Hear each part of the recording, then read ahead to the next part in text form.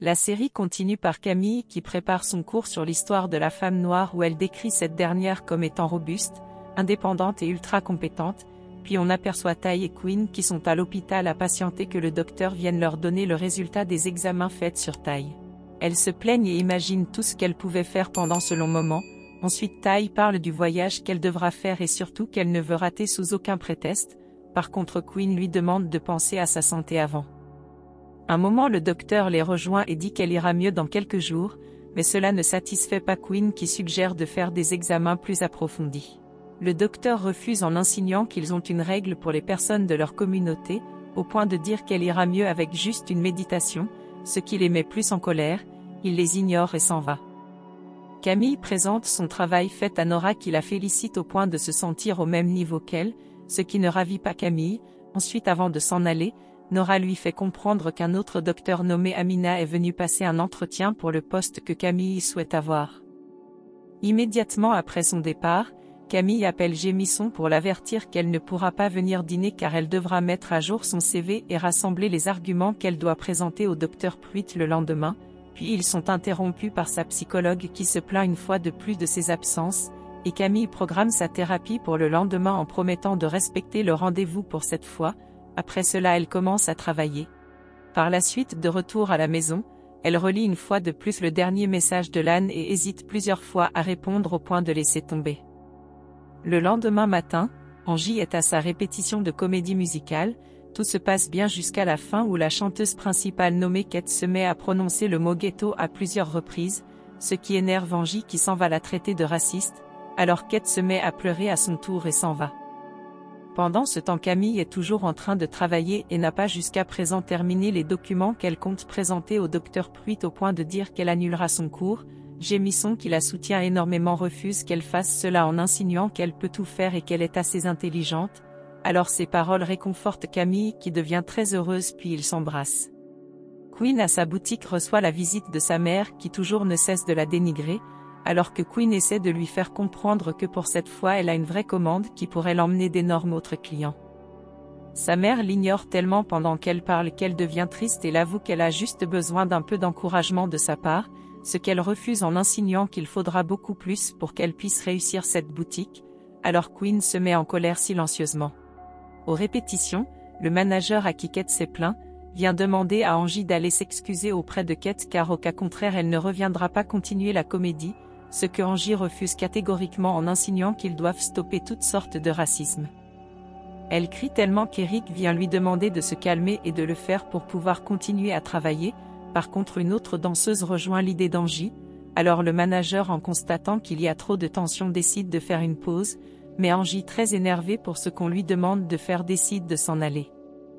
Bien après Camille arrive dans le bureau de Dr Pruitt et cette dernière est surprise qu'elle soit arrivée si tôt, puis Camille se met à parler du soutien de Robin qu'elle avait pour le poste de maître de conférence, ceci en présentant les documents qui prouvent qu'elle a de l'expérience pour occuper ce poste, mais Dr Pruitt refuse catégoriquement de la soutenir en insinuant qu'elle n'est pas prête et qu'elle devrait prouver encore plus ses compétences. Ce qui rend triste Camille qui préfère s'en aller. Plus tard on aperçoit Ty qui est en route pour son voyage malgré son état de santé, et à l'entrée de l'hôtel elle recommence à avoir mal au point de s'évanouir une fois encore. Bien après elle est à l'hôpital où à son réveil une infirmière l'annonce qu'elle a été opérée d'urgence et que tout va bien à présent. Pendant ce temps Angie, Quinn et Camille dînent ensemble. Angie raconte ce qui s'est passé à sa répétition en demandant à Camille comment elle fait pour travailler avec ces racistes. Cette dernière lui demande d'être tolérante pour pouvoir garder son travail, puis c'est au tour de Quinn de raconter à quel point elle préférerait être à la place d'Angie que d'être obligée de demander de l'argent à sa mère. Par la suite Camille leur raconte qu'elle n'aura plus le poste de maître de conférence car Dr Pruitt insinue qu'elle doit faire plus d'efforts que les autres pour mériter un tel poste. En parlant de cela elle s'énerve jusqu'à ce qu'elle se rappelle de son rendez-vous avec sa psychologue et s'en va immédiatement. Angie aussi s'en va en laissant Quinn toute seule. À son arrivée, Camille s'excuse pour son retard puis se met à parler du fait que sa vie va dans tous les sens en ce moment, qu'elle avait prévu une promotion au travail et son mariage avec Lan malheureusement rien de ça n'est arrivé, en plus qu'elle fréquente à présent Gémisson un homme très gentil et surtout compréhensif mais que Lan revient tout gâcher avec son message alors qu'elle ne s'attendait pas.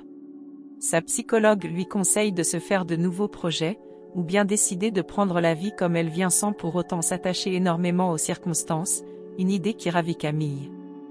Aux répétitions, le manager demande à Angie de présenter ses excuses à Kate devant tout le monde, alors Angie se met à insulter cette dernière et le manager en disant qu'il est complice du racisme, également Eric et quelques-uns de ses collègues jusqu'à ce qu'on aperçoit qu'elle disait tout ceci uniquement dans sa tête. Après insistance, elle ravale sa fierté et finit par s'excuser auprès de Kate et cette dernière l'embrasse. Par contre Angie est tellement énervée qu'elle préfère s'en aller en prenant pour excuse qu'une de ses amies est à l'hôpital, puis à l'extérieur elle reçoit un message qui l'annonce que Tai est à l'hôpital, ce qui lui fait penser que ses paroles se réalisent alors elle se met à faire plusieurs vœux. Immédiatement après on l'aperçoit à l'hôpital auprès de Tai accompagnée de Quinn, puis Camille vient les rejoindre toute stressée.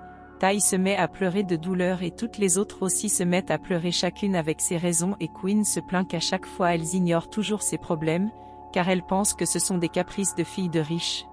C'est ainsi qu'elles promettent de prêter attention à elle à présent, ensuite elles se mettent à discuter et commencent à rire. Un moment le docteur arrive et annonce à Tai que son état n'est pas complètement stable car elle a une seconde maladie qui l'oblige à détruire son utérus pour qu'elle soit sauvée, ce qui ne la ravit pas alors Quinn propose qu'elle prenne le temps de réfléchir avant de faire cela.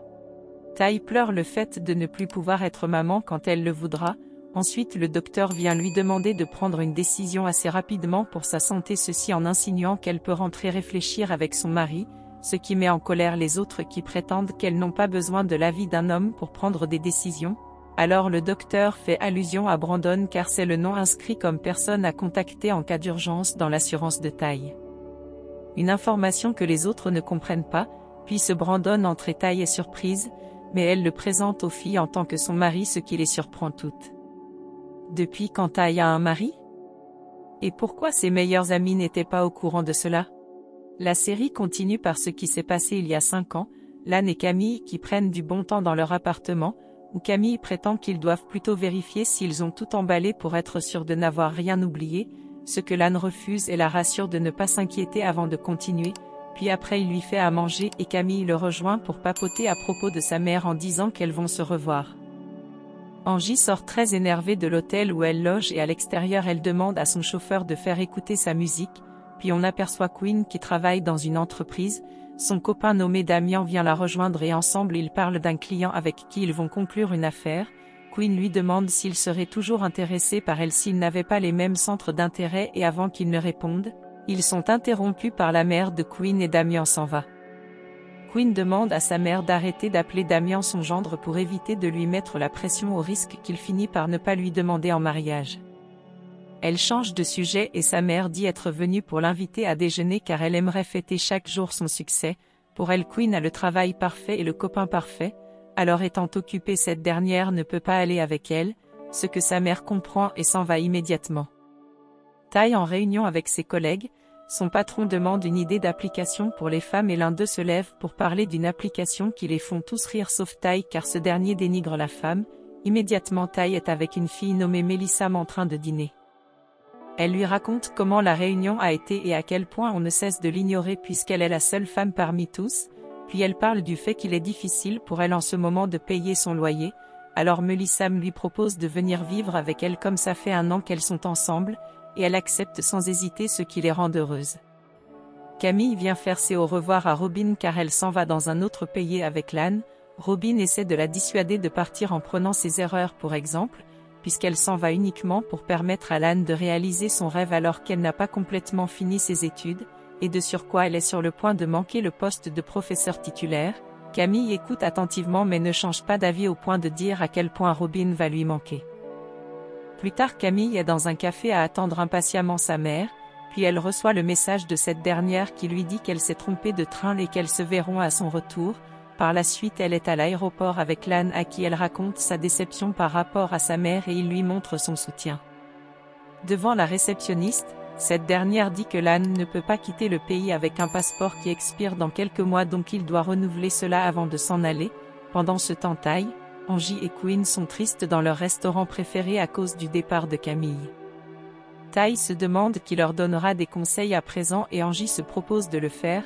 Alors Quinn se met à parler de son travail qui l'ennuie et qu'elle aimerait démissionner pour suivre son rêve comme le fait Lan à présent, Tai profite pour parler de la proposition de Melisam, ce qui ravit Queen qui trouve que c'est beau l'amour. Par contre Tai se demande comment elle fera pour s'engager dans une vraie relation sans avoir terminé une autre. Chose que les filles ne comprennent pas et Tai préfère changer de sujet. Par la suite c'est au tour d'Angie qui se plaint que sa musique ne passera pas dans les chaînes et que c'est ce qui est plus important en ce moment. Alors Tai et Queen comprennent qu'elles ne peuvent pas compter sur elle. À la fin Queen suggère que Camille devait leur donner pour conseil de faire ce qui les effraie le plus. Alors plus tard Tai en pleine route appelle Brandon mais raccroche dès qu'il lui répond. Queen est chez sa mère pour l'annoncer qu'elle a démissionné de son travail pour monter sa propre affaire, ce qui déçoit énormément cette dernière qui l'avertit que c'est difficile de réussir dans les affaires alors Queen la rassure qu'elle réussira et sa mère pense plutôt qu'elle viendra très bientôt lui demander de l'argent. Au même moment Angie arrive à son studio et trouve qu'ils sont en train d'emballer les affaires. Son manager nommé Stephen lui fait comprendre qu'elle n'a pas été choisie parmi les musiciens sélectionnés, et de surcroît plus personne ne veut investir sur elle car ses musiques ne plaisent pas, en plus qu'elle devra quitter l'hôtel particulier de la société, ce qui énerve énormément Angie et elle s'en va. Plus tard elle est en train de pleurer dans la voiture où le chauffeur lui demande d'aller ranger ses affaires pour pouvoir la déposer où elle veut. Tai annonce à Melisam qu'elle ne doit pas aménager immédiatement avec elle car elle a un problème à régler avant, alors Melisam s'inquiète. Tai l'avoue qu'elle est mariée à un homme depuis très longtemps car elle cherchait à avoir une vie normale, mais plus le temps passait plus elle n'en pouvait plus de rester avec lui. Par contre malgré toutes les tentatives pour lui dire la vérité elle n'a pas pu parce qu'il était trop gentil, et un jour elle a juste décidé de s'enfuir. Melisam, surprise et déçue de cette situation, propose qu'elle fasse une pause et s'en va très en colère. Lan et Camille sont dans les rangs à attendre que l'on refasse le passeport de Lan. Pendant ce temps ils discutent et Lan met la faute sur Camille en insinuant qu'elle devait savoir cette règle, ce qui la met en colère et elle le réprimande, puis elle commence à avoir des doutes à propos du voyage au point de dire qu'elle se comporte sûrement comme sa mère.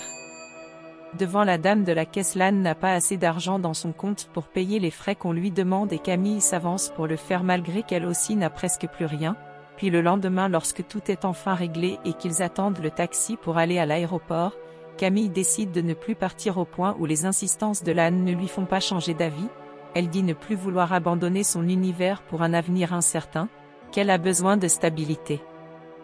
Alors elle lui souhaite bonne chance pour sa nouvelle vie. Lan s'en va triste et Camille ne cesse de pleurer, puis on aperçoit qu'il avait prévu de lui demander en mariage à leur arrivée. Avec ce passé si douloureux Camille va-t-elle retourner avec Lan? Que va faire Tai à présent de son mari qui est revenu dans sa vie? La suite dans l'épisode suivant. Abonnez-vous pour ne pas rater nos vidéos. Sachez que nous postons une vidéo par jour. Alors merci de nous soutenir en partageant la vidéo. Et encore merci d'avoir regardé.